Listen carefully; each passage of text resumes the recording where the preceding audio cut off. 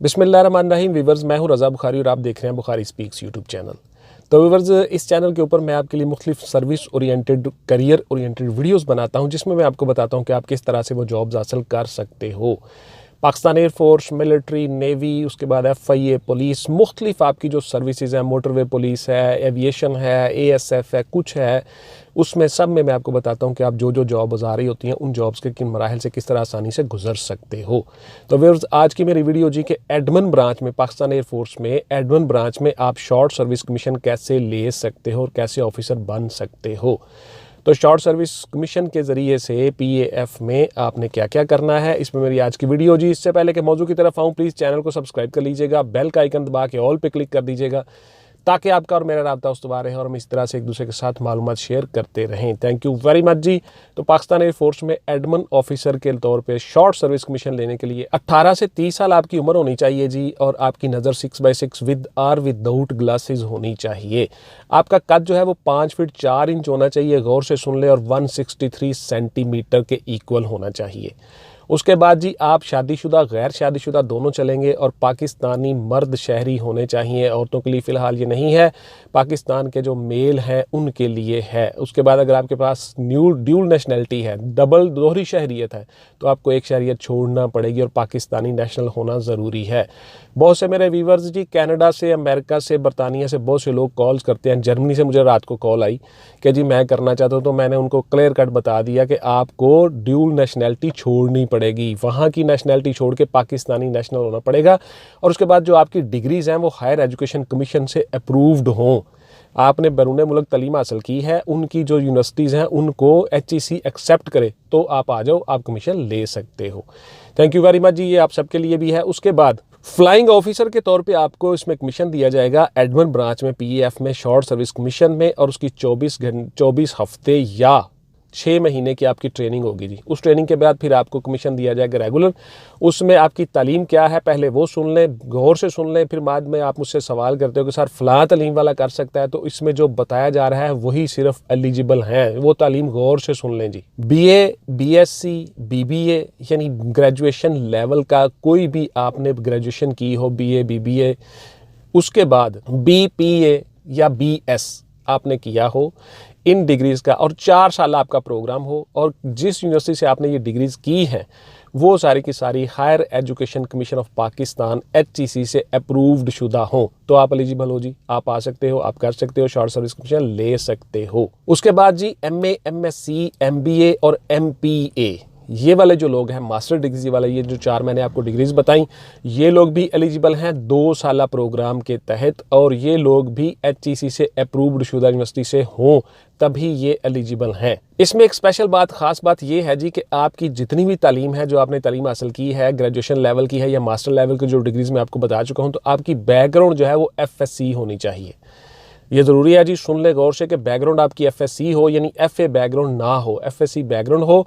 आपके मार्क्स जो है वो 62.5% होने चाहिए जी, और आपका CGPA जो है वो 4 में से 2.5 आपका CPGA होना चाहिए, और अगर आपके एनुअल सिस्टम में आप आते हो तो उसमें 62.5% आपके मार्क्स होने चाहिए इन डिग्रीज़ में, तो आप एलिजिबल हो जी, आप सारे आ सकते हो। अब मैं आपको बताता हूँ कि क्राइटेरिया क्या है, आपके कौन कौन से टेस्ट होंगे और किस किस तरह से आपने उसमें हिस्सा लेना होगा और पास होना होगा। सबसे पहले ये बात ज़हन में रख लें कि जिस एग्ज़ाम में पास होता जाएगा वो आगे अगले मरहले में जाएगा, अदरवाइज़ कोई दूसरा बंदा अगले मरहले में नहीं जा सकता।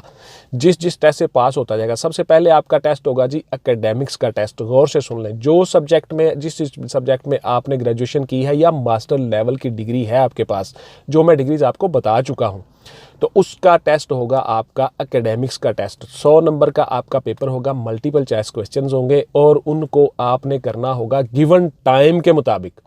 हो सकता है आपको 1 घंटा मिले, 60 मिनट मिले, हो सकता है आपको 90 मिनट मिले, या हो सकता है आपको 40 मिनट्स मिलें। ये आपने गिवन टाइम के अंदर ये हल करना होगा 100 नंबर का मल्टीपल चॉइस क्वेश्चंस का पेपर।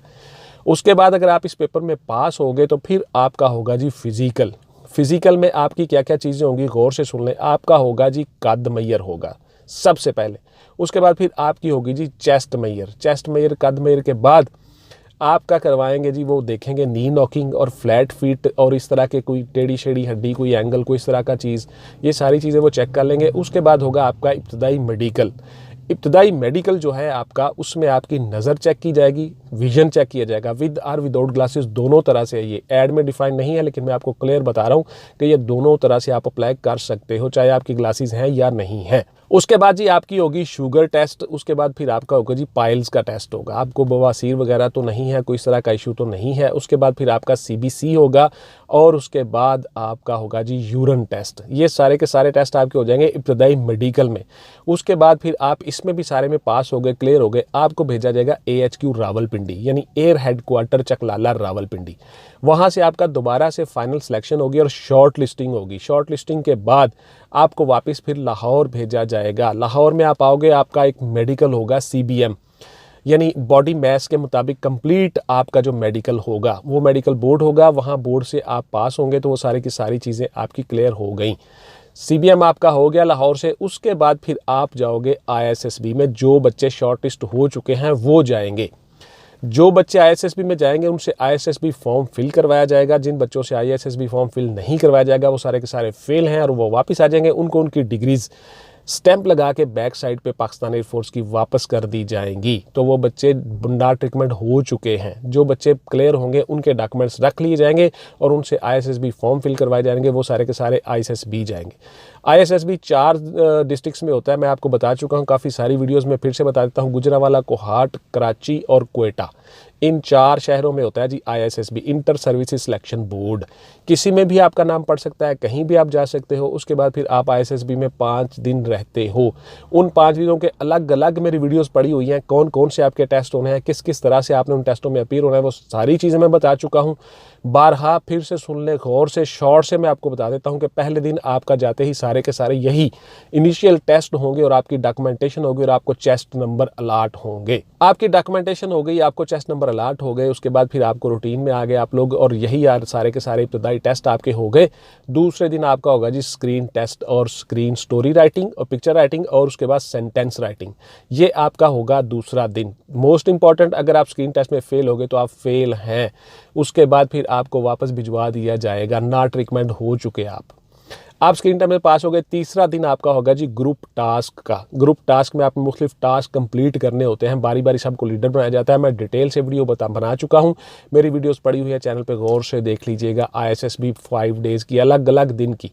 उसके बाद फिर अगला दिन आपका जाता है संडे के डिस्कशन और उसके बाद फिर आपका जाता है इंटरव्यू, वाइवा। ये सारे के सारे टेस्ट आपके हो जाते हैं। वाइवे के बाद फाइनल सिलेक्शन होती है। चौथे दिन आपको बता दिया जाता है आपका रिजल्ट। और जिन्होंने रिव्यू में जाना होता है वो समझते हैं कि इनको दोबारा से कोई टेस्ट ले लिया जाए, वो करते हैं। 5वें दिन आपको फारिग कर दिया जाता है। जिन बच्चों को वापस भिजवा दिया जाता है वो सारे के सारे फेल हैं, नॉट रिकमेंड है। उनकी स्टैंप्स लगा दी जाती हैं डिग्रीज की बैक साइड पे और उनको वापस भिजवा दिया जाता है। जो बच्चे सिलेक्टेड हैं उनकी डिग्रीज रखी जाती हैं, उनसे दोबारा से एक फॉर्म फिल करवाया जाता है। उसके बाद फिर उनको कॉल लेटर आ जाती है, महीने डेढ़ के अंदर वो ट्रेनिंग पे चले जाते हैं। इस तरह से ये आपका प्रोसेस चलता है। तो ISSB आपने क्लियर कर लिया। उसके बाद फिर आप जाओगे जी ट्रेनिंग पे। जब भी जाओगे, महीने के बाद आ जाए बारी आपकी, 1.5 महीने के बाद आ जाए, जो भी सेंटर खाली होगा ट्रेनिंग सेंटर, वहाँ पे आपको भिजवा दिया जाएगा पाकिस्तान एयरफोर्स के। उसके बाद फिर आपकी ट्रेनिंग शुरू हो जाएगी और ट्रेनिंग में आप 24 हफ्ते या 6 महीने बिजी रहोगे। उन 6 महीनों की सक्सेसफुल ट्रेनिंग करने के बाद आपसे बॉन्ड फिल करवाया जाएगा कि आप इतना अरसा PAF में जॉब करोगे, नहीं छोड़ सकते। वहाँ से आपकी सीनियरिटी काउंट होगी। आपको फिर फ्लाइंग ऑफिसर के तौर पे कमीशन दिया जाएगा पाकिस्तान एयरफोर्स की एडमन ब्रांच में। किसी भी जगह आपकी पोस्टिंग हो जाएगी, पूरे पाकिस्तान में कहीं भी आपकी तैनाती पोस्टिंग हो सकती है। तो इस तरह से आप पाकिस्तान एयरफोर्स में बतौर Edmund officer short service commission के जरिए से अपनी सर्विस का आगाज़ करोगे। आपको बेशुमार सहूलियात मिलती हैं, बहुत अच्छी पे होती है, बहुत अच्छी तनख्वाह होती है, जिसमें आपका मेडिकल फ्री होता है, फैमिली का मेडिकल फ्री होता है, आपको रिहाइश मिलती है। उसके साथ साथ आपको बैरून मुल्क कोर्स करवाए जाते हैं। आपको बहुत अच्छी सर्विस है जी। इसमें आपके लिए जितनी पाकिस्तान एयरफोर्स में आपकी हाउसिंग सोसाइटीज़ होती हैं PAF की, वहाँ पे आप मेंबर होते हो। आपकी बड़ी मामूली तनख्वाह में से पैसे काट के आपको प्लॉट वगैरह दिया जाता है। आपके घर का मसला भी हल हो जाता है। गवर्नमेंट की तरफ से बहुत अच्छी जॉब है और फ्लाइंग ऑफिसर के तौर पर, कमीशन ऑफिसर के तौर पर अपनी सर्विस का आप आगाज़ करते हो शॉर्ट सर्विस कमीशन में पाकिस्तान एयरफोर्स में एज एडमन ऑफिसर।